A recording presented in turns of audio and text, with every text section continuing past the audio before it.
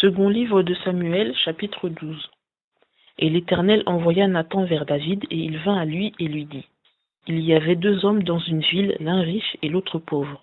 Le riche avait du gros et du menu bétail en fort grande abondance, mais le pauvre n'avait rien du tout qu'une petite brebis qu'il avait achetée et nourrie, et qui avait grandi chez lui et avec ses enfants, mangeant de ses morceaux, buvant de sa coupe et dormant dans son sein, et elle était comme sa fille. Mais un voyageur étant venu chez cet homme riche, il a épargné son gros et son menu bétail, et n'en a point apprêté aux passants qui étaient venus chez lui. Mais il a pris la brebis de l'homme pauvre et l'a apprêtée pour l'homme qui était venu chez lui. Alors la colère de David s'embrasa fort contre cet homme, et il dit à Nathan: L'Éternel est vivant, l'homme qui a fait cela est digne de mort. Et pour cette brebis, il en rendra 4, puisqu'il a fait cela et qu'il a été sans pitié. Alors Nathan dit à David: Tuez cet homme-là.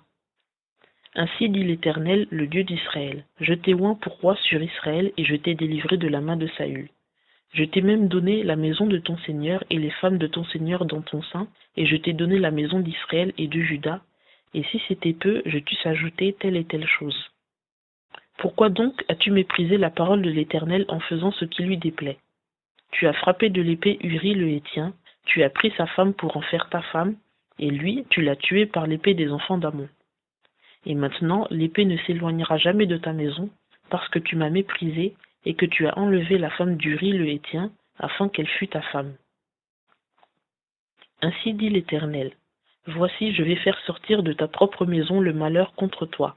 Je prendrai tes femmes sous tes yeux, et je les donnerai à un de tes proches, et il couchera avec tes femmes à la vue de ce soleil.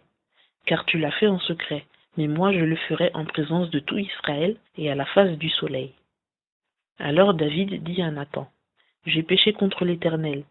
Et Nathan dit à David: Aussi l'Éternel a fait passer ton péché, tu ne mourras point. Toutefois, parce qu'en cela tu as donné occasion aux ennemis de l'Éternel de blasphémer, le fils qui t'est né mourra certainement. Et Nathan retourna dans sa maison. Et l'Éternel frappa l'enfant que la femme d'Uri avait enfanté à David, et il devint fort malade. Et David pria Dieu pour l'enfant, et David jeûna, puis il rentra et passa la nuit couché sur la terre. Et les anciens de sa maison se levèrent et vinrent vers lui pour le faire lever de terre, mais il ne le voulut point, et ne mangea point avec eux.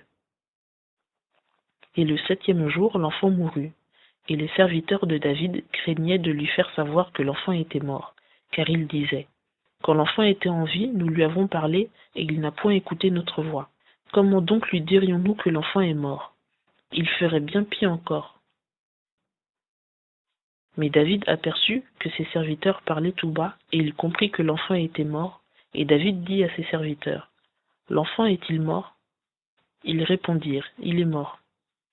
Alors David se leva de terre, se lava, soignit, et changea de vêtements, et il entra dans la maison de l'Éternel, et se prosterna. Puis il revint dans sa maison, il demanda de la nourriture qu'on lui présenta, et il mangea. Et ses serviteurs lui dirent: Qu'est-ce donc que tu fais? Tu as jeûné et pleuré pour l'enfant lorsqu'il était encore en vie, et quand l'enfant est mort, tu te lèves et tu prends de la nourriture? Mais il dit: Quand l'enfant était encore en vie, j'ai jeûné et j'ai pleuré, car je disais: Qui sait si l'Éternel n'aura point pitié de moi et si l'enfant ne vivra point? Mais maintenant qu'il est mort, pourquoi jeûnerai-je? Pourrais-je le faire revenir? Je m'en irai vers lui, mais lui ne reviendra pas vers moi. Et David consola sa femme Bathsheba, et il vint vers elle, et coucha avec elle, et elle enfanta un fils qu'il nomma Salomon. Et l'Éternel l'aima, et il envoya Nathan, le prophète, qui lui donna le nom de Jédidia, aimé de l'Éternel, à cause de l'Éternel. Or Joab faisait la guerre contre Rabat des enfants d'Ammon, et il prit la ville royale. Alors Joab envoya des messagers vers David pour lui dire: J'ai attaqué Rabat, et même j'ai pris la ville des eaux. Maintenant donc assemble le reste du peuple, et campe contre la ville et prends-la, de peur que je ne prenne la ville, et qu'on ne l'appelle de mon nom. David assembla donc tout le peuple, il marcha contre Rabat, combattit contre elle, et la prit. Et il enleva la couronne de leur roi de dessus sa tête. Elle était d'or avec des pierres précieuses et pesait 1 talent. Et on la mit sur la tête de David. Il emmena aussi de la ville un fort grand butin. Et il fit sortir le peuple qui y était, et le mit sous des scies, sous des herses de fer et sous des haches de fer, et les fit passer par un four à briques. Il en fit ainsi à toutes les villes des enfants d'Ammon. Puis David s'en retourna à Jérusalem avec tout le peuple.